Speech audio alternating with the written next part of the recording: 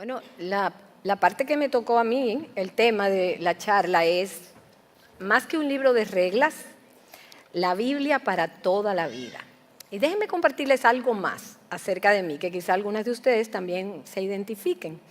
A mí me encanta hacer lista para el supermercado, si voy a la farmacia, si voy de viaje. Cuando yo vengo de viaje me gusta hacer mi lista de cosas. Pero porque me encanta no solo la lista, sino ponerle un cotejo alrededor, al final de lo que tengo en la lista y decir, lo hice. Me encanta ver la lista entera completa. Me gusta sentir que trabajo para lograr esa lista que hice. Y hay listas largas, listas cortas, y algunas con importancia y otras sin mucho significado.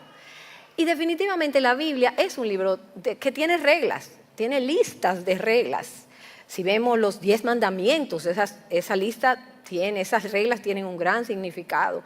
El fruto del Espíritu, esa lista de 1 Corintios 13, del amor. Pero hay otras como los nombres de las 12 tribus de Israel o un orden específico de cosas que están ahí, pero el caso es que son muchas listas y reglas. El peligro que tiene conmigo por mi forma de ser, y que vuelvo y digo, quizás algunas de ustedes también, es que me acerco a la escritura muchas veces y voy buscando el bosquejo, los puntos, las letras, cómo divido el pasaje, dónde saco las aplicaciones. Y eso no es malo en sí mismo, pero puede hacerme perder el aspecto sobrenatural de esa palabra, del obrar de Dios a través de las páginas de ese libro, por su espíritu y a través de su gracia. Porque en realidad la Biblia es mucho más que eso. Y cuando me acerco así, puedo perder de vista a Cristo y su evangelio, encasillándolo en reglas, en cosas para hacer y en listas y bosquejos. Tenemos en este libro todo lo que necesitamos para la vida y la piedad, como dice Primera de Pedro, todo lo que necesitamos, pero detrás de las listas se encuentra nuestra autosuficiencia. Así como con mi lista de cotejo, yo lo hice. Yo quiero esa lista porque yo quiero ver si yo logro hacer algo por mí misma. Y para abordar el tema de esta noche, increíblemente, vamos a abrir las Biblias en el mismo pasaje que el pastor Miguel abrió. En 2 Timoteo capítulo 3. Cuando él comenzó a hablar, yo dije, bueno, yo creo que yo no sé lo que yo voy a hablar después que él termine. Pero como la palabra de Dios es tan rica, una vez un joven, como un hijo en la fe, me compartió algo que yo creo que aplica en esto. Él me dijo que su abuelita le ponía cuando él iba a comer un muslito de pollo y que él se lo comía y le decía, ya terminé, abuelita. Y ella le decía, no, ahí hay mucho más, sigue sacando. Entonces yo creo que Miguel dijo tanto que sentó todas las bases. Ustedes me van a perdonar el agravio si repito algunas cosas, pero también vamos a tratar de ver otras cosas como mujeres que vamos a compartir que quizás Miguel no cubrió en lo que dijo. Entonces tenemos 2 Timoteo capítulo 3, de los versículos 14 al 17, leo. Tú, sin embargo, persiste en las cosas que has aprendido y de las cuales te convenciste, sabiendo de quiénes las has aprendido, y que desde la niñez has sabido las sagradas escrituras, las cuales te pueden dar la sabiduría que lleva a la salvación mediante la fe en Cristo Jesús. Toda escritura es inspirada por Dios y útil para enseñar, para reprender, para corregir, para instruir en justicia, a fin de que el hombre de Dios sea perfecto, equipado para toda buena obra. Ya Miguel habló de que esta fue la última carta de Pablo. Pablo sabía que iba a morir, tenía este joven hijo en la fe y quería dejarle esas palabras tan importantes. Es verdad que a la hora de morir nadie va a estar perdiendo tiempo hablando de temas insignificantes, sino que quiere decir exactamente lo que es importante. Y Timoteo, siendo joven, era pastor de la iglesia en Éfeso y estaba pasando dificultades. Pablo tenía esa preocupación por él. Y cuando yo estaba estudiando este pasaje para esta ocasión, pensé en Pablo y en muchas de nosotras como mujeres que a veces cuando tenemos hijos y tenemos nietos decimos, ¿Cómo vivirán nuestros hijos cuando nosotros no estemos en este mundo tan difícil que les ha tocado vivir? Porque ciertamente delante de nuestros ojos el mundo está tomando características que parecen que van en un derrotero donde no va a haber salida y va a ser una destrucción total. Y nosotros decimos, ¿cómo va a ser esto?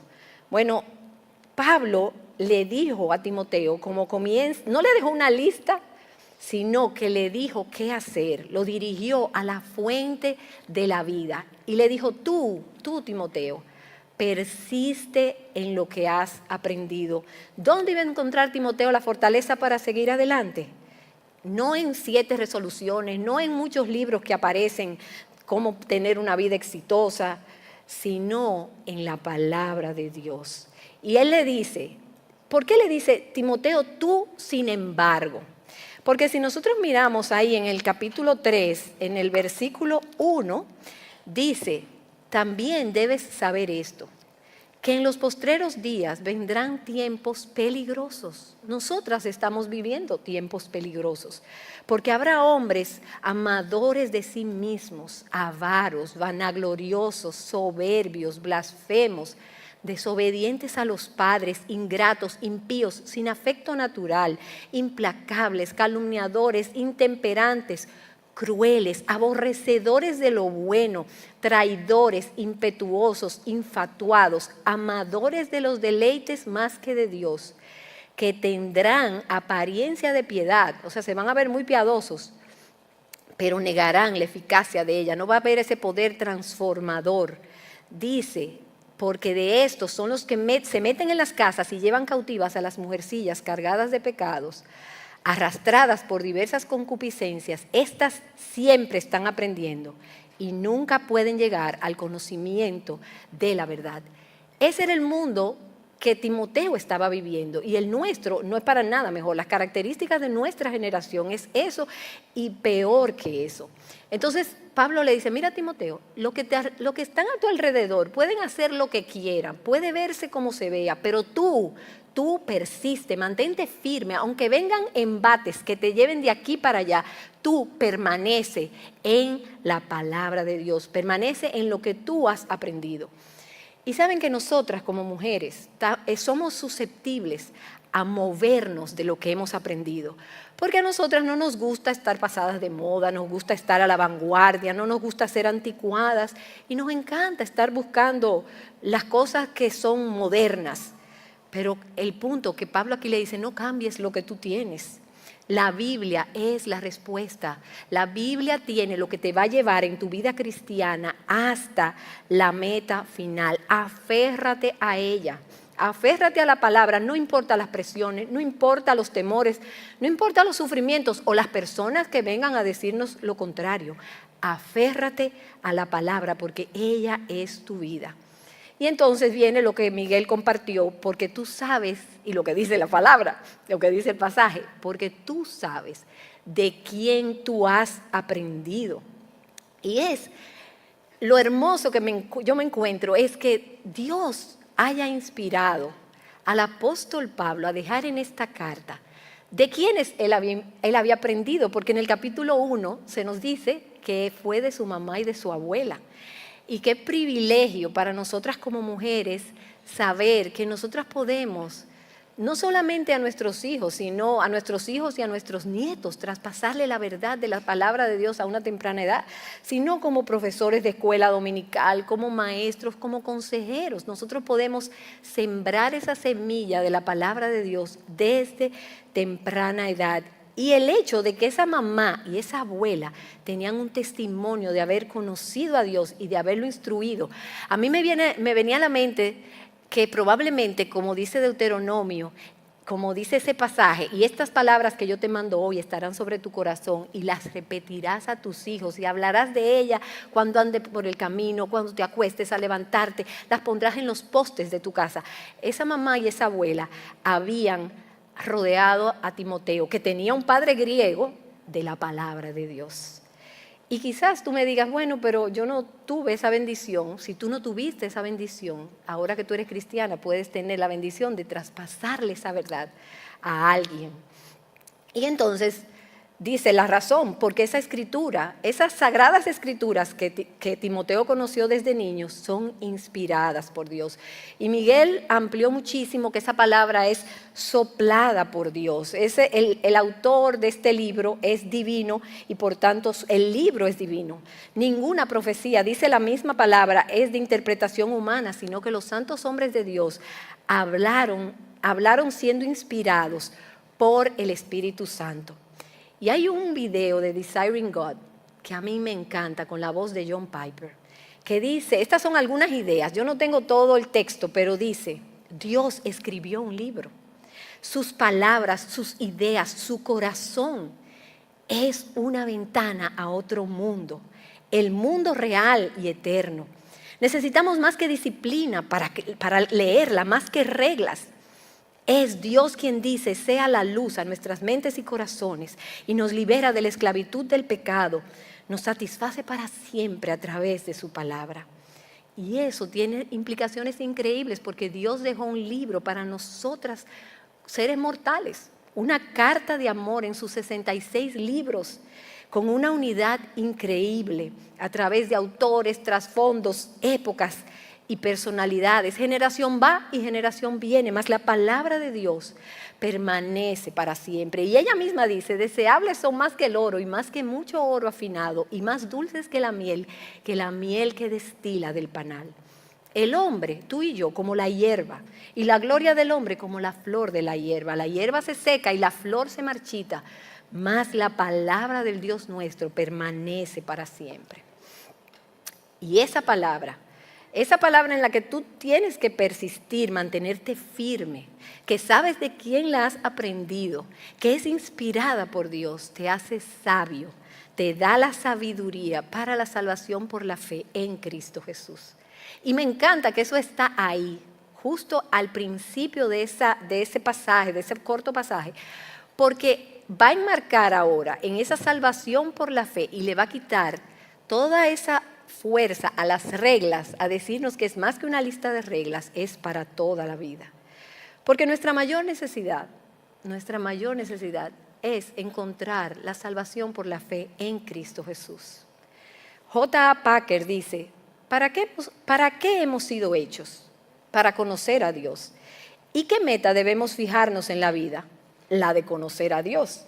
¿Y cuál es esa vida eterna? ¿Cuál es esa salvación que Jesús nos da? El conocimiento de Dios. ¿Qué es lo mejor que existe en la vida? Lo que ofrece mayor gozo, delicia, contentamiento, más que ninguna otra cosa. El conocimiento de Dios. ¿Y cómo yo sabría quién es ese Dios y quién soy yo si no fuera por la Biblia? A través de la creación, como dice Romanos, conocemos que existe un Dios y dice la Escritura que su eterno poder y deidad se hacen claramente visibles por medio de las cosas hechas, de modo que quedamos sin excusa. Pero sin la Biblia, ¿cómo yo sabría que soy una gran pecadora y que Cristo es un gran Salvador? ¿Cómo yo comprendería la luz del Evangelio de la gloria de Cristo? ¿Cómo conocería a Cristo y su precioso plan de redención, ese Cordero de Dios que vino a quitar el pecado del mundo, a quitar el pecado de pecadores como tú y como yo? Que yo estaba muerta, como dice Efesios 2, en mis delitos y pecados, y que mi principal problema está dentro de mi corazón. Miren, déjenme compartirles, a mis 20 años, si no hubiera sido porque Dios me interceptó con su palabra, yo hoy estuviera perdida, sin saber que estaba perdida. Porque yo me consideraba una persona muy buena. Yo creía que yo iba para el cielo derechito. Que cuando yo llegara al cielo, Dios me iba a decir, ay, mi hija, que eso malo que tú hiciste fue muy poquito, ven, entra. Y ¿saben qué? Eso era lo que yo entendía. Si no hubiera sido por las páginas de la palabra de Dios, nunca me hubiera visto pecadora. Y vi que por buena porque si hubiera sido por buena, Cristo no hubiera tenido que venir a la tierra y morir y pagar por mis pecados. Pero también entendí que no solamente no hay quien busque a Dios, no hay quien entienda, todos se desviaron, aún se hicieron inútiles, no hay quien haga lo bueno, no hay ni siquiera uno, pero tampoco hay nadie tan malo, que no pueda recibir esa misma salvación y esa misma gracia de Dios. el mismo perdón, el mismo amor y recibir la salvación por la fe en Cristo a través del arrepentimiento. Ese es el regalo de Dios, la vida eterna, la vida abundante que solo Él da, que Él nos amó con amor eterno y que en las palmas de sus manos nos tiene esculpidas, que por gracia hemos sido salvas, y esto por medio de la fe, no por nada de nosotros. Es un don de Dios, no por obras, para que nadie se gloríe. Es solo a través de su palabra y de su espíritu que Él abre los ojos de nuestro entendimiento, los ojos de nuestro corazón, para darnos cuenta que estábamos perdidas y que la salvación es gratuita. Él pone el deseo, Él pone el anhelo y después nos dice, recibe esa palabra con mansedumbre. Y todo eso involucra a Dios, a su palabra y a su espíritu. O sea que si tú hoy estás en Cristo, esa palabra te dice que no hay ninguna condenación para los que están en Cristo Jesús. Dice Juan 10, mis ovejas oyen mi voz y yo las conozco y me siguen y yo les doy vida eterna. Y nadie las puede arrebatar de mi mano, nadie. Mi Padre que me las dio es mayor que todos y nadie las puede arrebatar de las manos de mi Padre. No hay un nombre bajo el cielo dado a los hombres en el cual podamos ser salvos, solo en el nombre de Jesucristo. Y un día, como cantábamos, toda rodilla se doblará y toda lengua confesará que Jesucristo es el Señor. Somos nuevas criaturas. Las cosas viejas pasaron, he aquí. Todas son hechas nuevas. Y eso es la mejor noticia que se le puede dar a una persona. Yo soy salva, Cristo me salvó. Entiendo el Evangelio, la gracia de Dios. Yo no tengo que ganarme mi salvación porque Él murió por mis pecados. Y más glorioso o igualmente glorioso, su justicia perfecta está puesta a mi cuenta. El acta de decretos que me era contraria está clavada en la cruz. Y yo soy libre de condenación. Ahora, ¿cómo yo supiera eso si no fuera por la Biblia? No hay forma de saber eso, no tenemos forma de saberlo. Pero esa palabra no solo me hace sabia para la salvación. Timoteo conoció esa palabra inspirada, pero también dice que esa palabra es útil, como decía Miguel, provechosa, fructífera, necesaria, que bendice, que enriquece.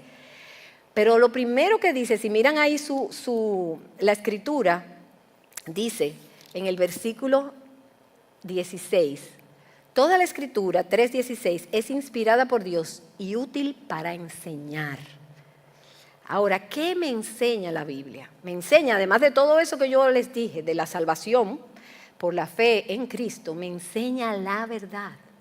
Y yo te quiero hacer una pregunta. ¿Cómo tú sabes que lo que tú sabes es la verdad? Porque hoy en día hay mucha información que nos llega que tiene verdad, pero tiene error. Entonces, ¿cómo yo sé? Dice la misma escritura que hoy en día han salido muchos engañadores. Ese mismo pasaje de 2 Timoteo me llama muchísimo la atención, el versículo 7, que dice que hay mujercillas que siempre están aprendiendo, y dice que son mujeres débiles, que siempre están aprendiendo y nunca pueden llegar al conocimiento de la verdad. Ustedes saben lo triste que es eso, siempre estar aprendiendo y nunca llegar al conocimiento de la verdad. Pero la palabra de Dios me enseña la verdad. En medio de todo ese tsunami de información, el Señor dice, santifícalos en tu verdad, tu palabra es verdad.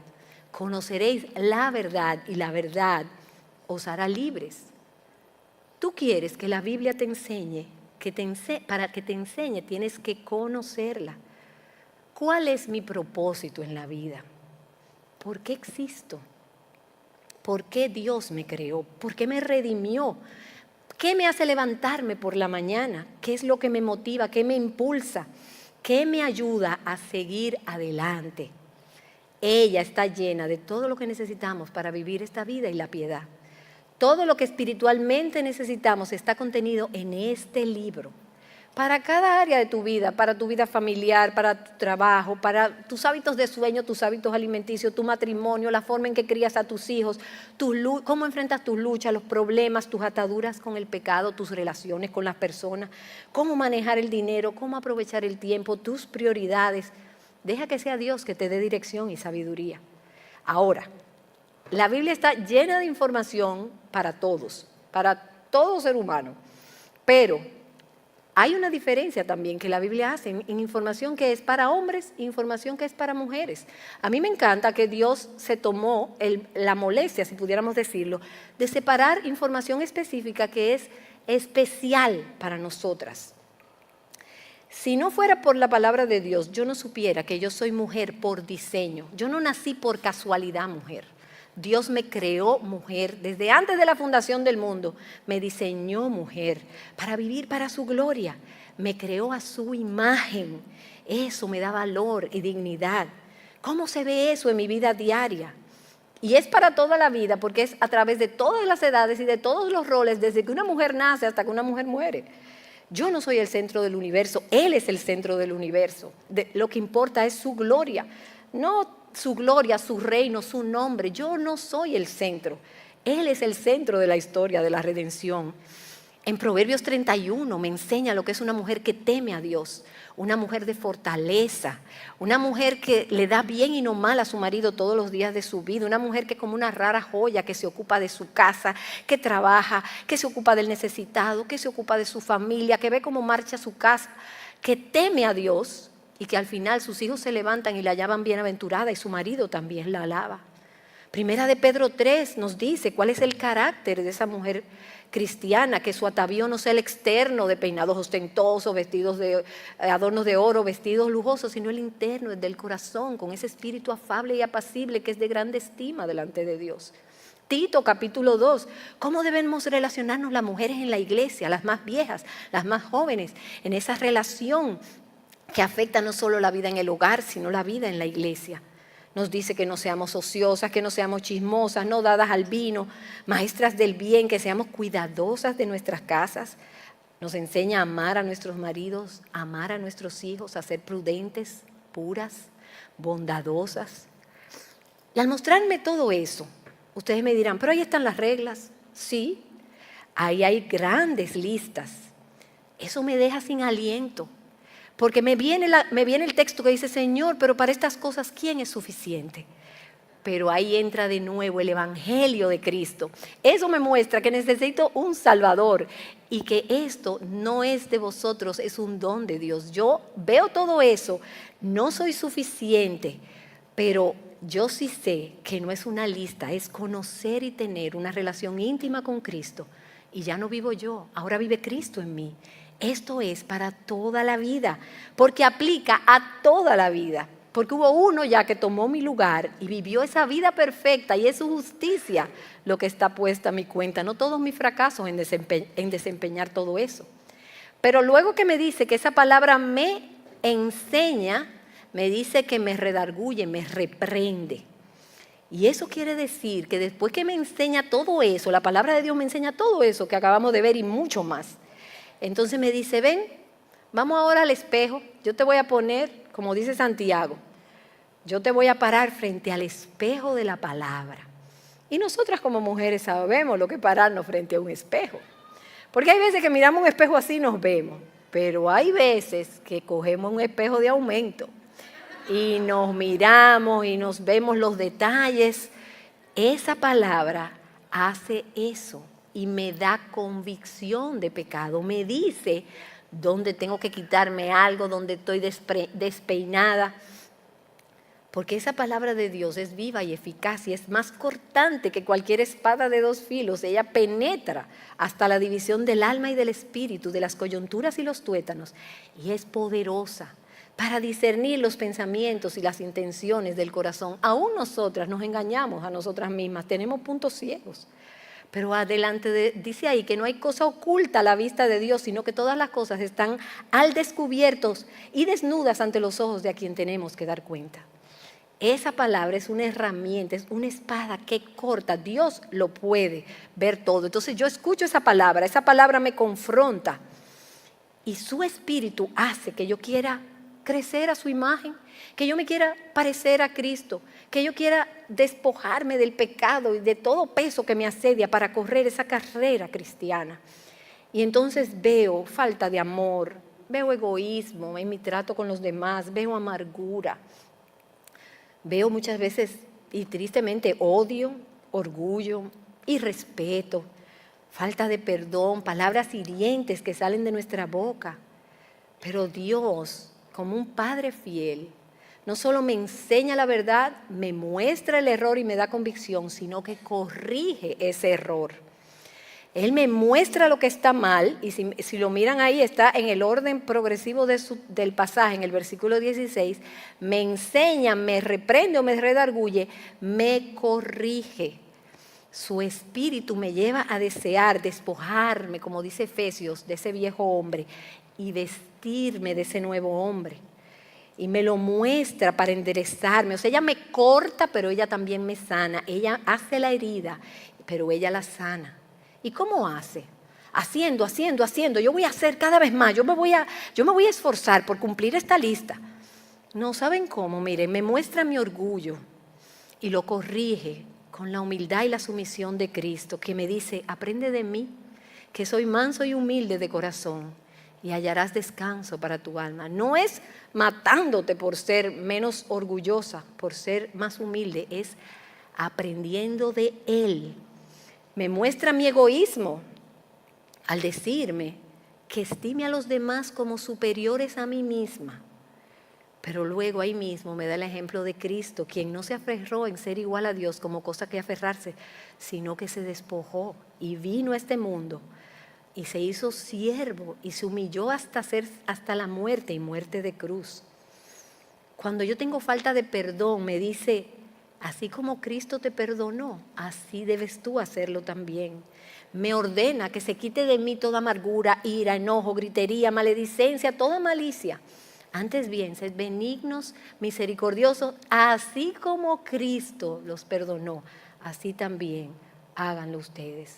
Que nos comportemos de una manera digna, que nos soportemos en paciencia los unos a los otros, en amor, que si eres casada y tu esposo no es cristiano, que te lo ganes sin palabras, con tu conducta casta y respetuosa.